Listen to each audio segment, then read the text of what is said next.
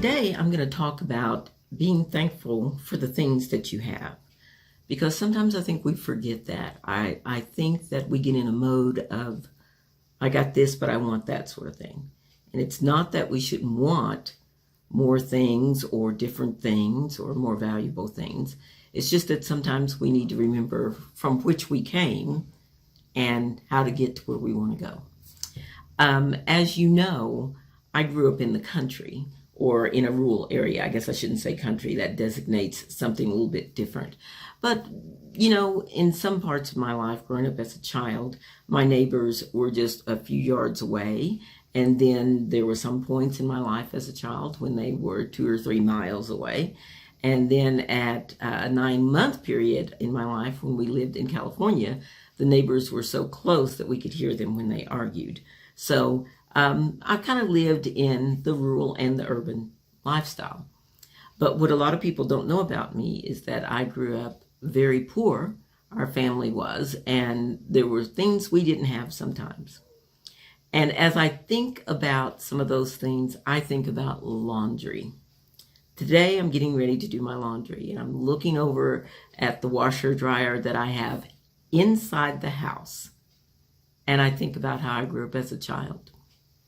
Growing up as a child, I grew up from the time of the washboard, the wringer washer, doing clothes outside with buckets that we had to draw and from the well and take over to the washing machine, to having a washer and dryer in my home just a few feet away. And I just think that's just a miracle sometimes. It's just amazing. But I remember some of those times with the washboard and the wringer washer outside in happier terms. And so I want to tell you a little story about the wringer washer. Some of you know that I grew up in a large family. There were 11 of us growing up at one time in the house, 9 kids and both my parents. And so doing laundry was an all day, sometimes an all weekend thing. We did laundry once a week. And one of the times I remember the most is in the summertime when we would do the laundry.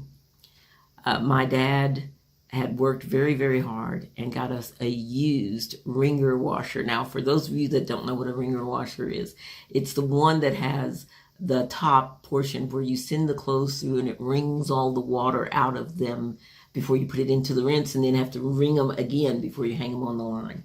Which, by the way, clothes hung on the line are better than any dryer sheet, any type of softener that you might put into your dryer or washer. It just is not the same. It really isn't. And those of you who have ever put your clothes out on the line know exactly what I'm talking about. But anyway, so I'm thinking of Saturdays. My sisters and I, because my brothers would go to work with my dad, would have to do the laundry. And laundry was this thing that my mom had to put us together in groups to do.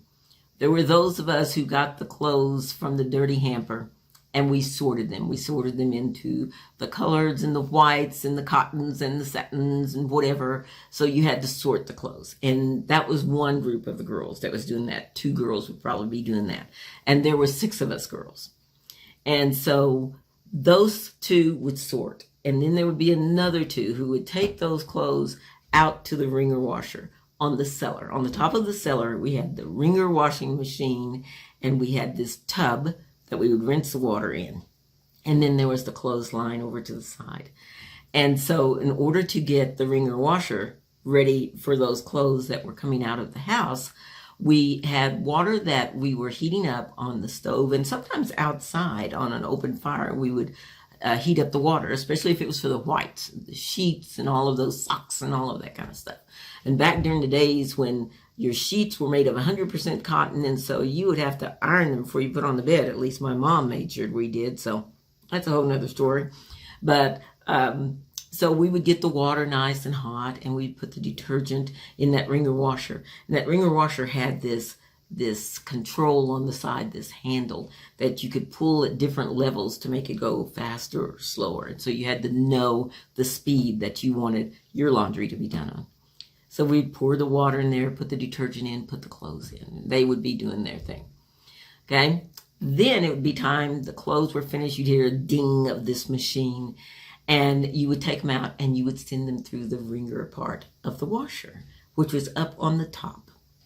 Now, this was all electrical, so there was this cord that went to the extension cord that went into either the garage or into the house. And the thing you had to be careful of, and we were all trained on this, all the girls and so forth, is don't get your hand too close into the wringer when you're pushing the clothes in to be wrung out. Okay? Those of you who remember those days know exactly what I'm talking about. Well, sometimes when you're talking, you and your sisters, about whatever, you forget and your hands get too close.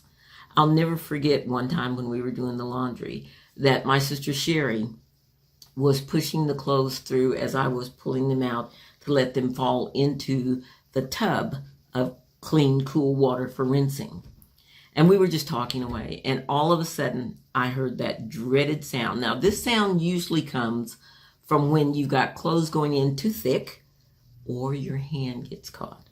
And it's that because the machine is trying to pull whatever that is through. And my sister Sherry started screaming. And what had happened is that her hand had gotten caught in with some of the clothing and it had pulled it up past the wrist here. I mean, that machine was trying so hard to pull her on through, and it was just clamping down. It was the most horrible sound. I thought that her wrist was broken for sure. And so I'm screaming for Mom, and I'm screaming for my sisters and everything. And I could see my mom coming from the house, and she's going, hit it on the side, hit it on the side. And that's what you do. You hit it on the side, and it makes those ringers pop loose so that anything that's stuck in there is now loose and you can pull it out. So I'm hitting that. And you have to remember, my sister Sherry and I at that time were probably 11 or 12 years old. So here I am, this little 70, 80 pound nothing of a girl, hitting this on the side, trying to make that get open, and my sister's screaming. And my mom gets out there, and by the time she gets out there, it has popped loose. And I mean, my sister's arm, it's got that wrinkled look on it from where the machine had pulled it in. And my mom is thinking, oh, it's broken. And everyone is in tears, and Sherry's in tears. Luckily, her arm was not broken. It was swollen, and she didn't have to do any laundry that day. She got to sit and watch or tell us when the water was hot, on the thing while Mom had her arm wrapped. In some of my other stories, I've told you we didn't go to the doctor for anything. If Mom could fix it, she could fix it. No doctor. And she knew that Sherry's arm wasn't broken. It was just very swollen. So one of my other sisters stepped in, and we continued doing the laundry. So laundry has to go into the rinse bucket, and then it has to be, your wringer has to be reversed so that you can now send the clothes the opposite direction, wring out, and now they go into the laundry basket for the clothes to be hung up on the line. Now, our clothesline, like most clotheslines for people who were hanging clothes out, was long. It was from where the house started all the way over to the sheds, to a little garden we had out. It was a very long area of line. And so we could hang all the sheets out. And remember, there were 11 of us. We girls, and I know some of you are going to, especially you parents, are going to freak who have every child having their own bed. We had 6 girls and 1 bedroom and 2 beds. 3 girls to a bed for the longest time. I mean, that was just crazy, right? But when you're poor, that's what you do. And then my brothers were in the other room, and they had their own bed. And then my mom and dad and my youngest brother, Floyd Jr., because he was a baby, were in their room. So you're looking at 6 beds of sheets to be hung out on the line. And we would hang those out, and anything that was white stayed beautifully white because of that sun. The beautiful sun would help bleach and keep everything that was white, white.